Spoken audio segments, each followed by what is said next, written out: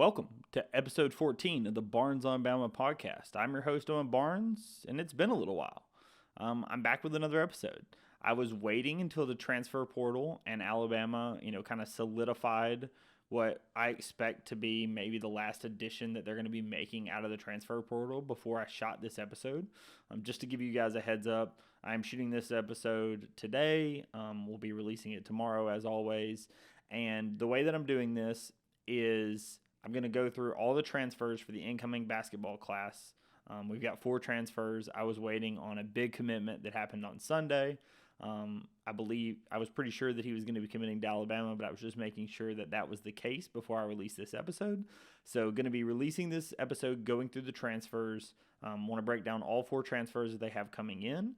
I will be shooting another episode here in the coming weeks, probably about a week and a half. I'll shoot that episode, which will go through all of the freshmen. The plan for these episodes is to talk through kind of the role that I see these guys playing in our system, how they did previously, the kind of style and the kind of shooters that they are, the kind of players that they are, what kind of potential I see out of them, what kind of role I see them playing on the team, and then ultimately just kind of breaking down what I think the roster is going to look like for next season. As of this moment, we have no roster spots available. We still have 2 people that have entered their name into the NBA draft. I want to quickly talk about those. We've got Mark Sears entered his name into the draft, and then Jaron Stevenson. From what I have heard and what I've read, Jaron and Mark are both expected back by the staff. They would not be caught off guard if either were to go. However, they are expected to be back by the staff. Sears is a little bit more likely to go if one of them do go into the draft. He has some people overseas that are really interested in him, as well as I'm sure the NBA is interested as well. But for him, it's going to be a decision versus NIL versus potentially going to the NBA. So we will have to see what that ends up looking like. But as for now, Alabama has no open roster spots. I will record an episode going through any new people if one or both of them do decide to go to the draft, and we do have to acquire some new players as well. But as for now, both Alabama's roster is completely full. I would expect Mark Sears to make a decision here in the coming weeks. He has until the 29th, as well as Jaron. They both have until the 29th to make that decision to withdraw from the NBA draft. Jaron is going to the G League Skills Camp to get feedback from NBA teams. Sears was invited to the NBA Combine. I would assume both are going to go through all of their things, get their feedback from the NBA teams, and then we should hear some things toward the end of May as to what the decisions by those 2 guys are. As I said, I do expect both of them back as of this moment of recording. If something changes, keep an eye out on Twitter, and I'm happy to. I will share whatever I see. So I want to get into the transfers and get into what piece I think they're going to play on the team and how I think that this potentially could be Nate Oates' best Alabama basketball team that he's had since he's been in Tuscaloosa. So we're going to start with actually the recruit that committed most recently, and then we're going to start from the beginning. But most recently, we got a commitment from a center by the name of Cliff Omoruyi. The center from Rutgers. He was highly sought after in the transfer portal. Most everybody was in after him originally. He cut his list to 12. Alabama was on that list of 12. And then we start hearing, he's going to be visiting a few places. And, if Alabama can get a visit, then we really like our chances. Alabama has done a really, really good job this year. The 4 guys they had visit, all committed. 3 of them committed while on visits. Houston Mallette, I think, was just after his visit. But Chris, Youngblood, and Aden Holloway both were on the visit themselves. And then Cliff, we were not the last visit. There was a UNC visit just after us.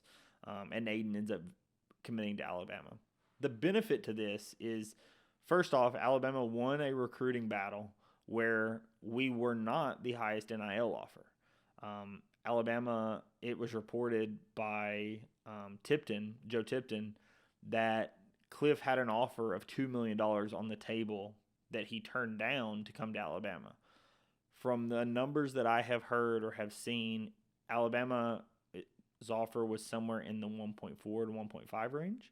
So, I mean, it's a pretty substantial difference to the $2 million. But it was, Alabama still definitely ponied up a substantial amount of money when it comes to that. His number is really one of the only ones that we know because of so many teams and people competing for him. The numbers were a little bit more out in the open compared to some of the other guys. But from a Cliff standpoint, what is he? He's an incredible shot blocker, and he plays above the rim, right? So Cliff is what we were missing on last year's team. When you look at the numbers, so I have his numbers pulled up here in front of me. Last year he averaged 10 and 8, as well as almost 3 blocks a game. He averaged 2.9 blocks a game, while only averaging 2.6 fouls in 27 minutes, right? So it's a standpoint where he's playing and he's not fouling out. If I remember correctly, I think he only fouled out of 1, 2, 3, 4 games last season. He only fouled out of 4 games last season, and he was much more of the main go-to guy for Rutgers, right? He was their key centerpiece for that Rutgers team. They were playing, their offense was not very good, so they were trying to play through him as much as they could. From a defensive standpoint, they were pretty good on defense. I think that he had a decent bit to do with that, being the shot blocker that he was, right? The other thing that when you look at Cliff and when you look at the stats, right, Cliff was, as I mentioned, he was third. So he was third in the country in block shots. His block rate was 12.7%. So just absolutely incredible from a rim protection standpoint. And it wasn't just this past year, right? The year before last, he was 22nd in the country with a 9% block rate. So he's been top 25 in America back-to-back seasons in block rate. Then something that the Southeastern 14 guys pointed out in their breakdown, and if you haven't seen it, they broke down Cliff Omoruyi as well. Go give it a listen. But something they broke down and pointed out was his defensive rebound rate, right? Alabama's best defensive rebounder last season was Grant Nelson, and it was at about 17%. Cliff's defensive rebound rate has not been below 23% his entire college career. 23.1% is the lowest he's had his entire career, right? So this would be Nate Oates' best rebounder that he's had, because he's even a better rebounder than Noah Clowney was. Noah Clowney was Nate's prior best rebounder that he had as coach of Alabama and as a head coach. So you're adding somebody in Cliff that does some things that Alabama has not been that great at here recently. We had some shot blocking with Betty Iko, but honestly, Chuck was not an elite shot blocker. He was good in drop coverage, and he was good for what we tried to do, but he was not an elite rim protector. Cliff is a much better rim protector than Chuck was. The other thing when you're looking at what he has the ability to do is Cliff gives you the ability, when it was getting down to who was Alabama going to get for the center spot, because this is the spot that everybody's been talking about. It was the spot that was missing from last year's team, and it's the spot that we needed to fill for this coming team so that Grant could play the 4. It was down to Cliff Omoruyi and Ugonna Onyenso from Kentucky. And the benefit that you get with Cliff over Ugonna is Cliff is a much better offensive option. Now, as you know, with Nate Oates' system, we do not play through the 5, right? However, it is very helpful, especially down the stretch when you're playing against bigger teams, when you're playing, in March, to be able to go inside, say shots aren't falling, you can kick it inside and, play through a guy that can get a bucket. It's super helpful with that. It's also somebody that he thrives in the alley-oop. When you look and when you watch the highlights of Cliff, there's a lot of alley-oops. There's a lot of dunks. He's a very powerful guy. And this is definitely not the right player type, but I would look at it as a taller, better shot blocking version of like Pringle, right? Obviously a much better offensive option, but an athlete that absolutely thrives above the rim, right? And that's something that in Nate Oates' style does well, right? We've seen the alley-oops that they throw for Pringle. I would expect to see some of those for Cliff, right? Like I said, if you get a chance, go watch the highlight tape on YouTube, just some of the transfer portal highlight tapes that people put out when somebody enters the portal. Cliff's has a ton of dunks. There are a ton of block shots. There's a poster on Zach Edey, right? Like, at the end of the day, Cliff also played in the Big Ten. So he played in a very big conference against really good big men, right? He played against Zach Edey. He played against some of these guys in the Big Ten. He was, pushed around against these guys. He's been a 4-year player. So this is somebody that you're getting as a grad transfer that is not going to be afraid of the moment. He's not going to be, worried about who he's playing or this or that. It's going to be completely fine because Cliff's going to be in his element, and this is the team that plays a style that's potentially to help get him to the NBA, which is where he eventually wants to be, right? So that is the benefit to Cliff. In short, Cliff is your starting 5-man. I think that it goes without saying. The benefit to that is, as I mentioned earlier, it allows Grant Nelson to shift down to the 4. Because of that as well, and we'll talk about the incoming guys later in another episode, but we also have coming in Aden Sherrill. Aden Sherrill is another natural 5-man, and so it allows Grant to always play the 4. If we move him to the 5, it's solely based on a certain lineup and a certain skill set that we're trying to do in that moment at that time. We're not forced to put him at the 5. I would honestly expect him to not be at the 5 very much next season. I would expect him to be at the 4 much more next season, just because having Cliff and having Aden gives you the ability to play Grant at the position that he's most comfortable. Same thing with Jaren, right? I expect Jaren to be mostly playing the 4. If he's playing the 5, it's going to be mostly in a very small ball standpoint. But again, not because he's required to, but all 4 of those guys being 6'11" is absolutely massive, right? It gives you variability. It gives you the ability to, change around lineups as the situation permits. So, I mean, that's huge. And I think that Cliff is a huge, huge, huge missing piece. And that's the reason why, if Mark Sears comes back, this is going to be a team that is looked at as a top 2 team coming into next season. They're already on some early rankings. On3 put out their early rankings and has Alabama as number 1. I know some other people have Alabama as number 2 behind Kansas. But Alabama's roster with Cliff at the 5 and the incoming players that they have, I mean, you're looking at a bottom 3 of Mo Diabate, Naz Cunningham, and LeBaron Philon. Philon and Cunningham, you could argue, both could contribute much more than I would expect. I'm not sure exactly what to expect out of them this coming season just because of who we have. But they're both, top 40 recruits. Naz Cunningham was the number 1 overall recruit a few years ago. He's dropped in the rankings after going to Overtime Elite, but he's still an elite player, right? LeBaron Philon averaged 35 points a game when he was in Mobile, goes to Link Academy, does really, really well, continues averaging big numbers, commits to Kansas. Alabama's his dream school. We have a spot open up, and he gets to Alabama, right? If those 3 guys are your bottom of the roster, you got to love your chances. You got to love where this team and this roster is at. This is definitely going to be the most talented roster Nate Oates has had at his time in Tuscaloosa. I think this will eclipse the roster. Maybe not from a wins perspective. That ceases to be seen. Alabama's only had 1 team ever cross 30 wins. So not sure if this team would do that, but I think that their ability is up there, right? They have that ability. Now, will they do it? That we will have to see. That's why the games are played. but the sheer talent and ability of this team will absolutely be one that can compete with some of the best teams in Alabama history.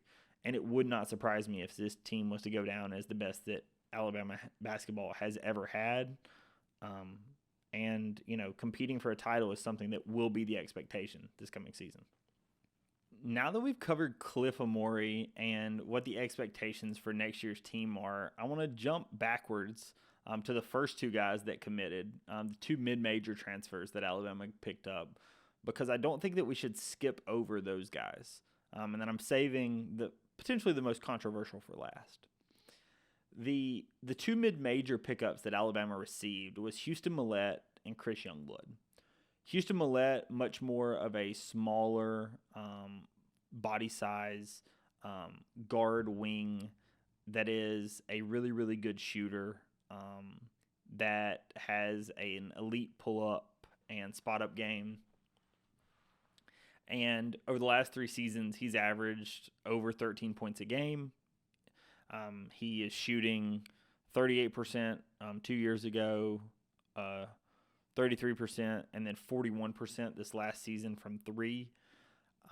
He is a guy who has a 2-to-1 assist-to-turnover ratio, gets 3 rebounds a game. He is a guy that I think has the ability to defend. He was probably not called on to do it quite as much at Pepperdine as he will be at Alabama. We know how Nate Oates stresses defense. He did average almost 1 steal per game, but it is not, he's not an elite defender by any stretch of the imagination. But I think his game is going to thrive in transition. I think that his game is going to thrive in Alabama's multi-guard, multi-wing system that likes to get up and down, and he's going to get plenty of open looks. And I think that similar to Latrell Wrightsell, it would not surprise me if Mallette turns out to be one of the better shooters that Nate has coached. Wrightsell coming into Alabama was not the level of shooter that he was this past season. At least he didn't look like it on paper, right? On paper, Latrell Wrightsell was not an almost 50% shooter. He was not a 100% free throw guy. That's what we saw during the season.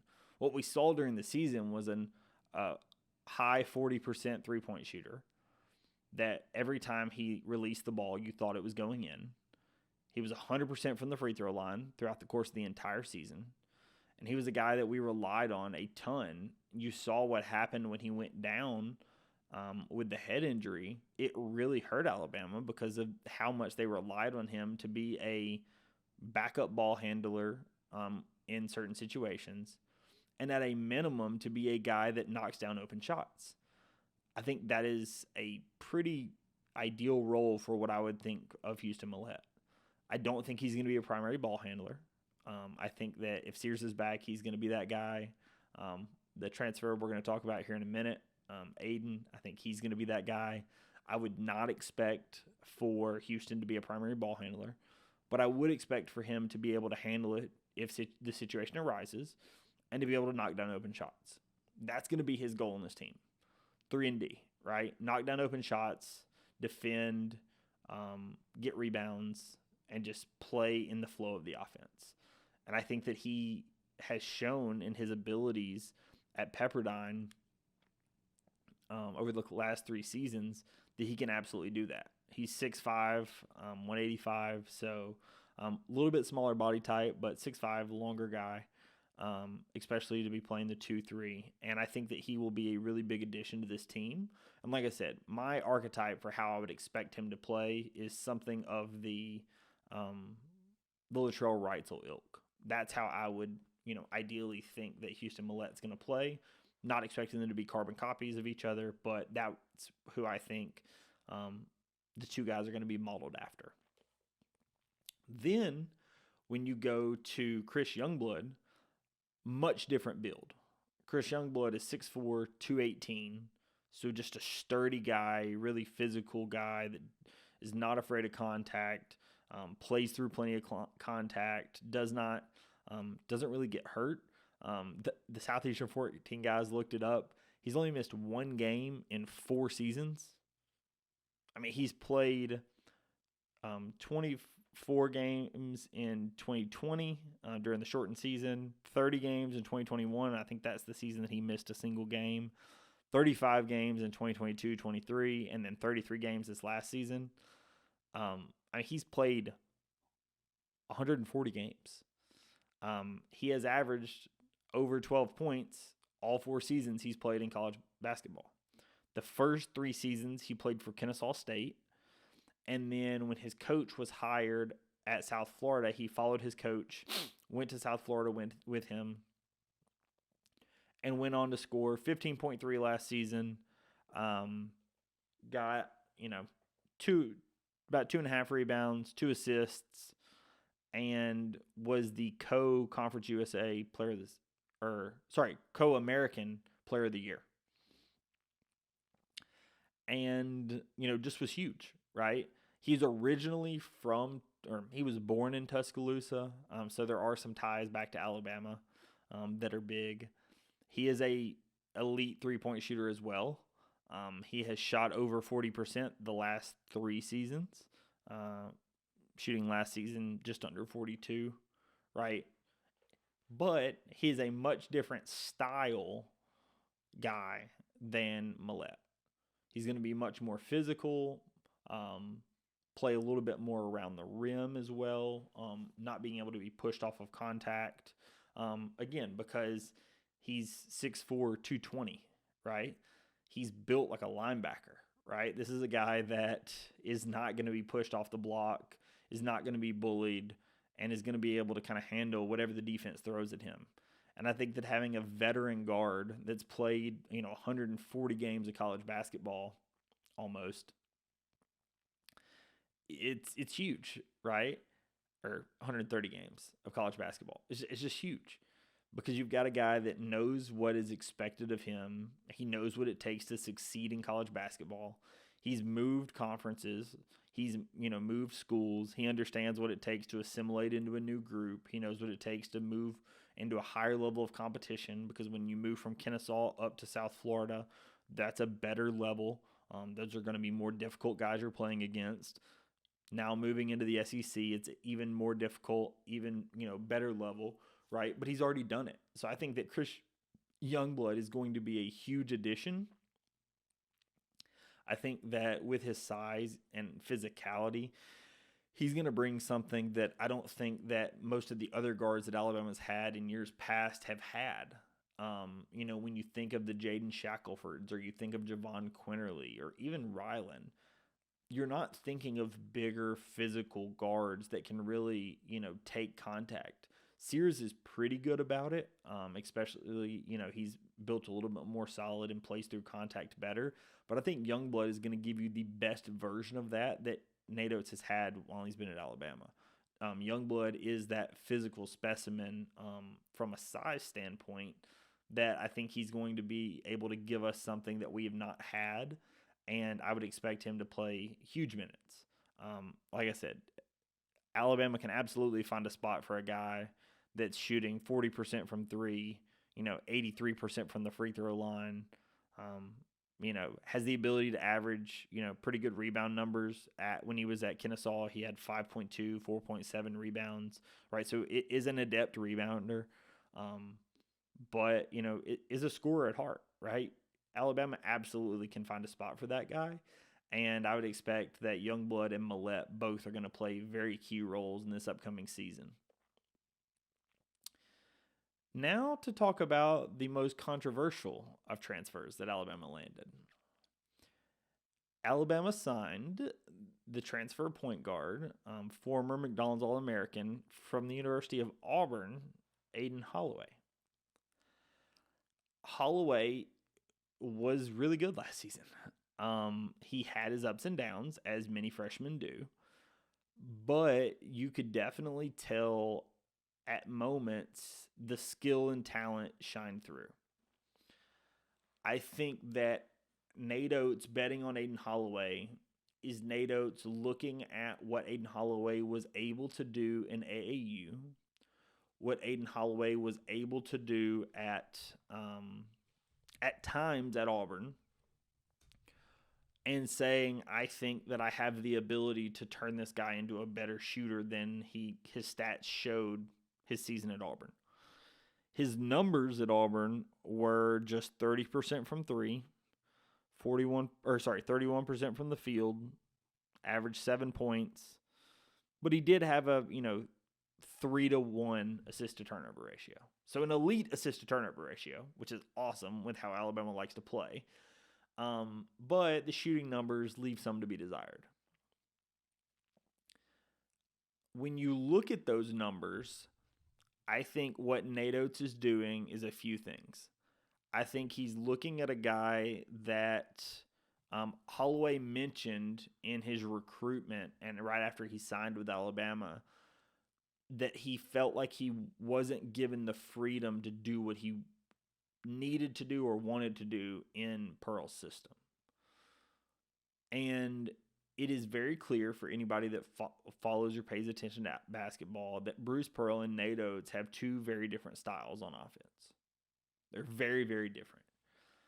Nate Oates is a much more free-flowing NBA-style system that wants to play in transition, that wants to put the guard in the ball's hands, play through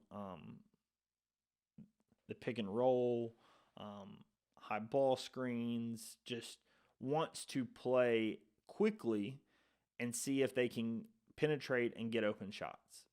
And if an open shot is available, take the open shot. Whereas Bruce Pearl plays much more of a set-oriented system. When I look at the ability of Aden Holloway, the game that immediately jumps out in my mind is the opening game at Baylor. Auburn plays Baylor on the 7th of November last season to open the season. And, it was the game to watch. And he ends up shooting, 4 for 8 from three. So 50% from three, as well as, he only shoots 40% from the field. He shoots 50% from three and has 6 assists, right? So has 6 assists and has, and shoots 50% from three.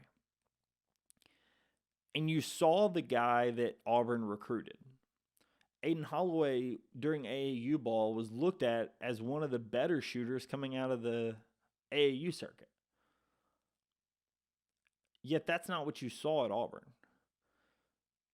Nate is making a bet, and it is a bet that I think I agree with, that if Aden Holloway is not made to run specific sets and is instead able to play a read and react style of offense, where there are rules in place and there are plays in place even that are set up if, we're going to run this play and, the point guard or the guy with the ball, makes this move, and based on the reaction of the 5-man or the 4-man or whoever they're trying to read off of, based on the reaction of that person, I'm going to pass to this guy who's then going to make this cut, or this, whatever the play is. And it's much more of a in-the-flow offense, right? It's not a walk the ball up the court and, you move here and you move here and that person goes there and now we have a back cut. No. It is we're going in the flow and we're reading off of a certain guy. Think about it with a football terms, right? If you're playing an option, you're reading the end man, right? If he collapses down, you make the pitch. If he takes the running back, you run the ball. It's triple option, right? Or speed option. Same kind of thing, right? The basketball version of that is the play, whatever, whoever the person you're reading off of on this specific play is, we're reading off of, the guy in the dunker spot. Cool.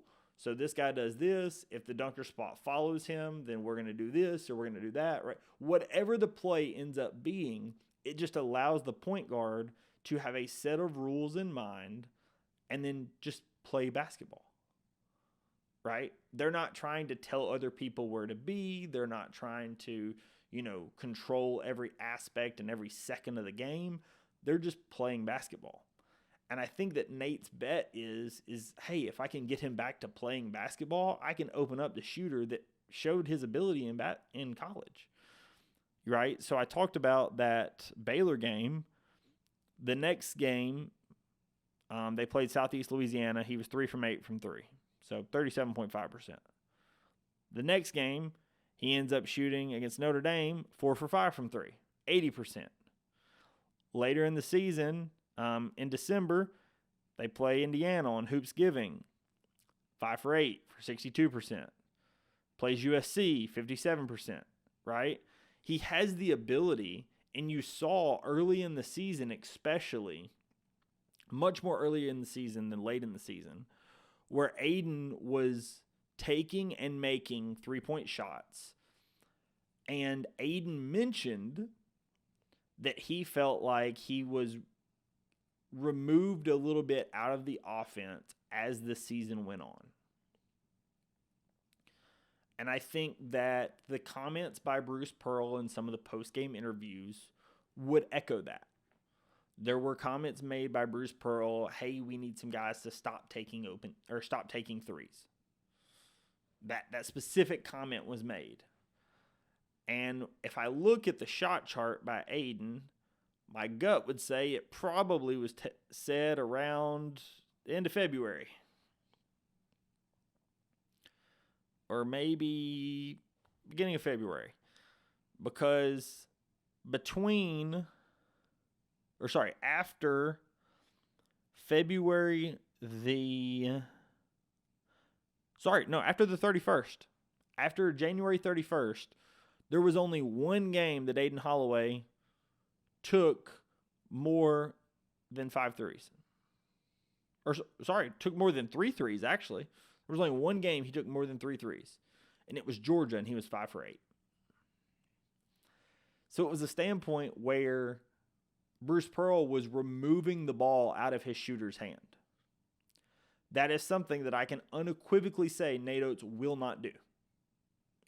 You saw games last season where Latrell Wrightsell passed up a shot, and at the next dead ball, Nate Oates removed him from the game and was screaming at him on the sideline for passing up open shots. And then he would be asked about it in the postgame, and he would say, yeah, he's one of the best shooters I've ever coached. Why would you be passing up an open shot? Take the shot. Nate Oates is of the mindset, and the data, agrees with this, that if you pass up an open shot, typically the shot you get is worse. Right? Even if you miss that open shot, your expected percentage of points off of that shot is typically going to be better than the shot you actually got at the end of the clock, but because of what you passed up, right? So if you have an open shot, even if it's at 24 seconds, take the shot, right? That's what, in normal playing scenario, right? If you're under 30 seconds or into the game scenarios, that changes, right? But in the normal playing of the game, take the shot. And Nate is very specific on that because he's looked at the math. They have analytics companies that help them out, and they know that this player, and based on this shot with, this amount of how open they are or whatever the case at this location, this is their expected shot. So take it. And that's just that level of confidence that he gives to his guards is a big reason why Phylon wanted to play for us, which we'll talk about him in the incoming freshman podcast that I do. But it's also a reason that Aden Holloway wanted to play for us. Aden Holloway reached out to Bama as much as Alabama reached out to Holloway. From what we heard, Holloway was very high on Bama because of what Nate does to his guards. And it's a thing that everyone can see, right? You see how Mark Sears plays. You see how Latrell Wrightsell plays. You see how Aaron Estrada played. Go back prior. You see how Javon Quinterly played. You see how all these guys play. That inspires guards to want to play for Nate Oates. And I think that is the reason why Aden Holloway decided, yes, I'm going to come play for Nate Oates in Alabama. And I would expect when Sears comes back that Aden Holloway will be our backup point guard and a guy that's averaging a 3-to-1 assist to turnover ratio, that's considered one of the better shooters coming out of AAU, that had the ability and had multiple games shooting over 60% last season, and absolutely has that ability, is going to be a very big addition to the team next season. Having a McDonald's All-American to come off the bench that has that ability to score and that ability to shoot will be huge. So I really think that Aden Holloway is going to be a very big addition to the team. His defense leaves a bit to be desired, but I think that the combination of who all Alabama has brought in, and we'll talk about the freshmen coming up, but the combination of those freshmen as well as the returning guys, right? So we're looking at a lineup of Sears and Jaron. Both of those, like I said, we're waiting on draft information. We do expect both of them to pull their names out. If either of them do not pull their names out, then we'll discuss that when that happens.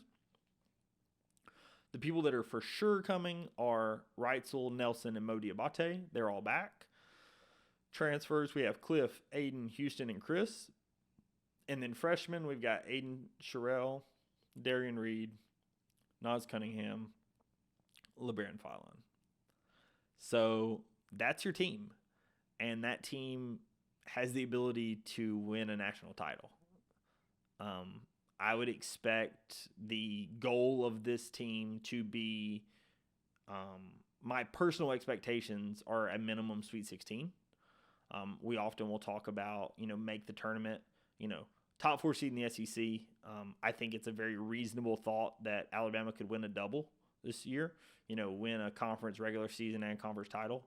I think that is fully within the ability in this team. My personal expectation or goal of the team, I wouldn't say expectation, but my goal of the team would be a regular season title and a minimum Sweet 16, a minimum Elite 8, let's say.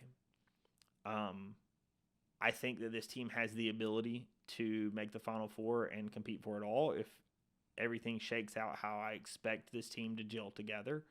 I do really think that Cliff was the missing piece. I think that if you take Cliff off of, or put Cliff on this year's team and give us a guy like Cliff to go up against UConn, I'm not saying we beat UConn, but it definitely helps. I mean, it absolutely helps.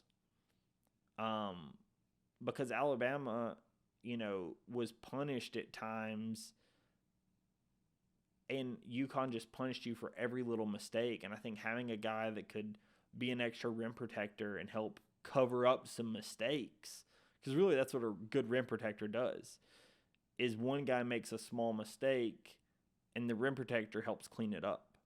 And that's just not something we had this season. Nick Pringle played well down the stretch. The Clemson game, he brought us on his back. Played awesome. Happy for him. Grant Nelson played awesome in the North Carolina game. He's not meant to be a 5. Right? Like, these guys played great, but I think that if you take Cliff off of Rutgers and put him on Alabama this season, you may have a different result. Now, UConn was a machine, but we definitely have a better shot at beating them with him than without him. And so I think that's big. You also are looking at Cliff will be one of the better big men in the country next season. Kalkbrenner is going to be back for Creighton, but Zach Edey's gone, Donovan Klingen's gone, Armando Bacot's gone. Right, a lot of your big guys that have been stalwarts in the interior over the past few seasons are gone. Hunter Dickinson is really probably the only big man that's been, hugely and highly talked about over the past few seasons that's going to be back at the same level. Jonas Adu is at Arkansas this season, but Hunter Dickinson's probably the only, top 5 big man that we're really talking about. So, I think that Alabama having a guy like Cliff that can go man-on-man with those guys and not have to double and be able to play our style of defense will be absolutely massive. So, that's all we have for today. Like I said, this is the transfer portal episode. There will be an episode on the incoming freshmen. There will be an emergency episode if Sears does go into the draft, kind of talking about what our next steps are and where I think Alabama goes from there. But as for now, I do expect Sears and Jaron to be back, but we will have to see. So thank you so much, everyone, for listening and watching. Sorry for the delay on this episode.